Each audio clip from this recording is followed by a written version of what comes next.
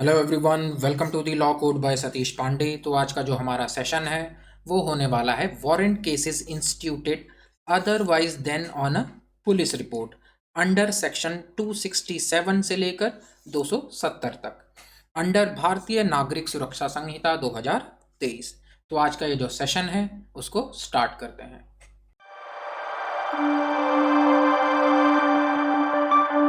अब ये जो कॉन्सेप्ट है warrant cases instituted otherwise than on a police report, इसको समझने से पहले कुछ बेसिक कॉन्सेप्ट जो है उसको क्लियर कर लेते हैं।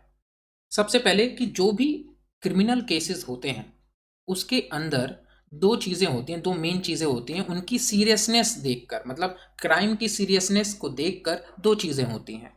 एक तो आपका होता है वारंट केस, दूसरा होता है आपका समन केस।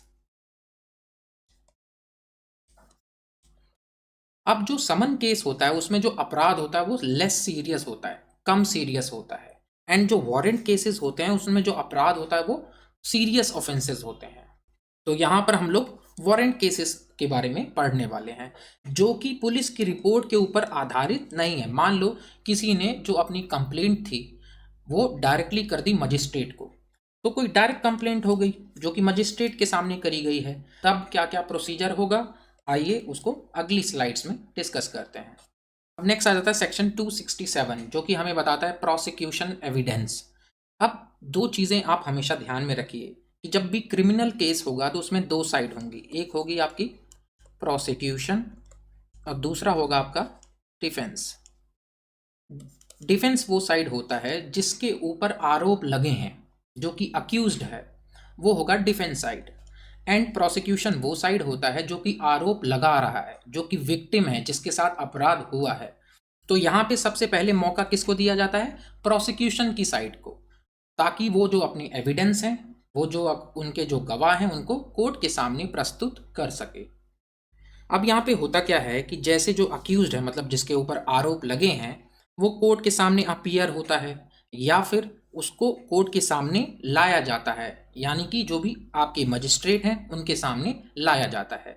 तो यहाँ पे जो मजिस्ट्रेट हैं वो क्या करेंगे कि जो भी प्रोसिक्यूशन की साइड है, मतलब जो भी कंप्लेंट कर रहे हैं, कंप्लेनेंट की साइड को पहले वो सुनेंगे। सबसे पहले कंप्लेनेंट यानी कि प्रोसिक्यूशन की साइड को सुना जाएगा। दूसरा स्टेप क्या है? यहाँ पे जो भी हमारे मजिस्ट्रेट हैं वो क्या करेंगे, जितने भी एविडेंस जो कि प्रोसिक्यूशन के द्वारा दिए गए हैं उनको रिकॉर्ड करेंगे। क्या क्या एविडेंस हो सकते हैं? चाहे कोई विटनेस हो, चाहे कोई डॉक्यूमेंट्स उन्होंने प्रोड्यूस किए हैं, तो उनको कोर्ट के द्वारा यानी कि मजिस्ट्रेट के द्वारा रिकॉर्ड किया जाएगा। नेक्स्ट पॉइंट आ जाता है कि अब प्रोसिक्यूशन की किसी रिक्वेस्ट के ऊपर जो मजिस्ट्रेट साहब हैं वो क्या कर सकते हैं, समन इशू कर सकते हैं। समन को आप आसान भाषा में ये समझ सकते हो कि बुलावा एक तरीके से। तो जो भी प्रोसिक्यूशन के विटनेसेस हैं उनको बुलाने के लिए समन इशू किया जा सकता है, या फिर उनके जो भी डॉक्यूमेंट्स हैं उसको प्रोड्यूस करने के लिए समन जो है इशू किया जा सकता है। अब यहाँ पे सिंपल आइडिया क्या है कि सबसे पहले स्टेप में कंप्लेनेंट को एक मौका दिया जाता है कि जो भी उन्होंने आरोप लगाए हैं उनको वो प्रूव करें, मतलब जो भी उन्होंने केस फाइल किया है उसको प्रूव करें। एंड यहाँ पे जो मजिस्ट्रेट हैं वो सारे एविडेंस को जो है रिकॉर्ड करेंगे जो कि प्रोसिक्यूशन द्वारा दिए गए हैं। नेक्स्ट आ जाता है सेक्शन 268, जो कि हमें बताता है डिस्चार्ज ऑफ अक्यूज्ड के बारे में। अब जो है कि जब प्रोसिक्यूशन अपने सारे एविडेंस को दे देता है, कोर्ट के सामने प्रस्तुत कर देता है, उसके बाद अब अगर मजिस्ट्रेट साहब को कोई उसमें सफिशिएंट ग्राउंड नहीं मिलता है या कोई सफिशिएंट रीज़न नहीं मिलता है, तब यहाँ पर जो अक्यूज्ड है जिसके ऊपर आरोप लगे हैं उसको डिस्चार्ज किया जा सकता है उन सारे आरोपों से। चाहे उन एविडेंस को जो कि प्रोसिक्यूशन द्वारा दिए गए हैं उनको चैलेंज किया जाए या उनके ऊपर क्वेश्चन किया जाए या नहीं। नेक्स्ट पॉइंट आ जाता है कि जो हमारे यहाँ मजिस्ट्रेट हैं, अब अगर वो किसी अक्यूज्ड को जिसके ऊपर आरोप लगे हैं, अब अगर उसको डिस्चार्ज कर रहे हैं तो उसका जो भी रीज़न है क्यों उसको सारे आरोपों से वो डिस्चार्ज कर रहे हैं, उसका जो रीज़न है वो रिकॉर्ड करेंगे। नेक्स्ट पॉइंट हमें ये बताता है कि उस अक्यूज को पहले भी डिस्चार्ज किया जा सकता है, मतलब एविडेंस कंप्लीट करने से पहले भी डिस्चार्ज किया जा सकता है। अब अगर हमें हमारे जो मजिस्ट्रेट हैं उनको ऐसा लगता है कि उस मैटर के अंदर कोई ग्राउंड ही नहीं है, कोई बेस ही नहीं है, कि कोई आधार ही नहीं है उस केस के अंदर, तो ऐसे केस में अक्यूज को डिस्चार्ज किया जा सकता है, पहले भी डिस्चार्ज किया जा सकता है। नेक्स्ट आ जाता है सेक्शन 269, जो कि हमें बताता है फ्रेमिंग ऑफ चार्ज के बारे में। अब अगर सारे एविडेंस को देखने के बाद मजिस्ट्रेट साहब को ऐसा लगता है कि हाँ, इस मैटर के अंदर, इस कंप्लेंट के अंदर या फिर इस केस के अंदर कोई ग्राउंड या सफिशिएंट रीजन है जिससे ये लग रहा है कि वो जो अक्यूज्ड पर्सन है, जिसके ऊपर आरोप लगे हैं, उसने ये ऑफेंस किया है, और उस ऑफेंस के ऊपर कार्यवाही जो है या फिर जो मुकदमा है वो आगे बढ़ाया जा सकता है उनके द्वारा, मतलब हमारे जो मजिस्ट्रेट हैं उनके द्वारा, तो यहाँ पे जो मुकदमा है उसको आगे बढ़ाया जाएगा, एंड जो भी वो जो अक्यूज था उसको पनिश किया जा सकता है उस केस के हिसाब से।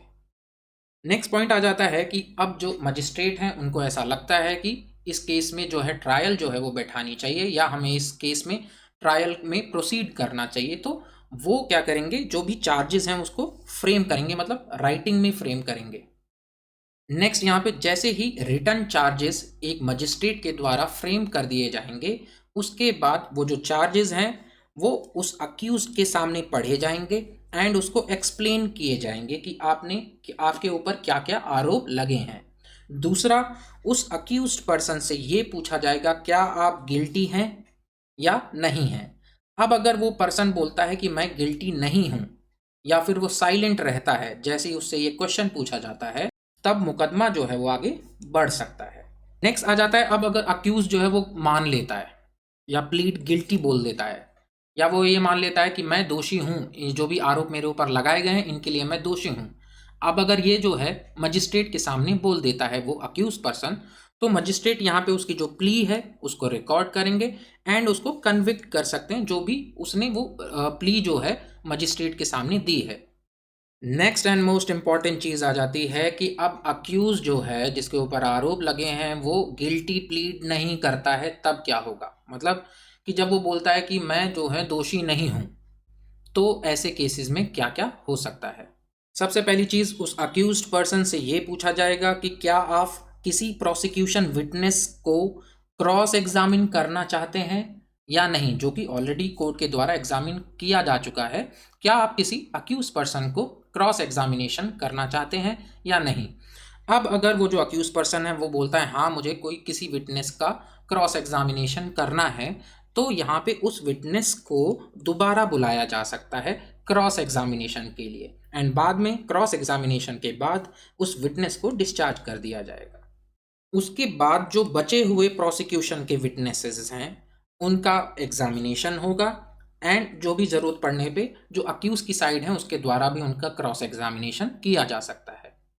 नेक्स्ट पॉइंट नंबर 4 हमें ये बताता है कि अब अगर कोई ऐसे विटनेसेस थे जिनको पूरे एफर्ट्स के बाद भी वो कोर्ट में नहीं आए या नहीं लाए गए, तो ऐसे केस में मजिस्ट्रेट साहब क्या करेंगे, जो प्रोसिक्यूशन के एविडेंस है उसको क्लोज कर देंगे एंड उसका जो रीज़न है वो रिकॉर्ड कर लेंगे। नेक्स्ट आ जाता है सेक्शन 270, जो कि हमें बताता है डिफेंस एविडेंस। अब क्या होता है कि जैसे ही प्रोसिक्यूशन अपने सारे विटनेसेस, सारे एविडेंस जो है कोर्ट के सामने प्रस्तुत कर देता है, और वो जो सारा प्रोसेस है प्रोसिक्यूशन एविडेंस का वो खत्म हो जाता है या डन हो जाता है, तो इसके बाद किसको मौका मिलता है, डिफेंस को मौका मिलता है, मतलब डिफेंस साइड को मौका मिलता है कि वो अपना जो पक्ष है वो रख सके। तो यहाँ पॉइंट नंबर 1 में यही मेंशन्ड है कि जो अक्यूज्ड है फिर उसको बोला जाता है कि आप अपने जो हैं, आप अपनी जो साइड है, अपना जो डिफेंस है वो यहाँ पर रख सकते हैं, चाहे ओरल चाहे डॉक्यूमेंट्री आप रख सकते हैं, मतलब चाहे आप अपने विटनेसेस को बुला सकते हैं, चाहे आपके जो भी एविडेंस है उसको कोर्ट में प्रस्तुत कर सकते हैं। पॉइंट नंबर 2 हमें यही बताता है कि यहाँ पे सेक्शन 266 जो है वो अप्लाई होगा। सेक्शन 266 बेसिकली हमें क्या बताता है, ये हमें बताता है डिफेंस एविडेंस का क्या प्रोसीजर होगा, तो वो यहाँ पर अप्लाई होगी। तो ये था आज का हमारा टॉपिक। क्या था topic, warrant cases instituted otherwise than on police report. Thank you guys for watching this lecture. Kindly like, share and subscribe to my YouTube channel, that is the Law Code by Satish Pandey. धन्यवाद everyone.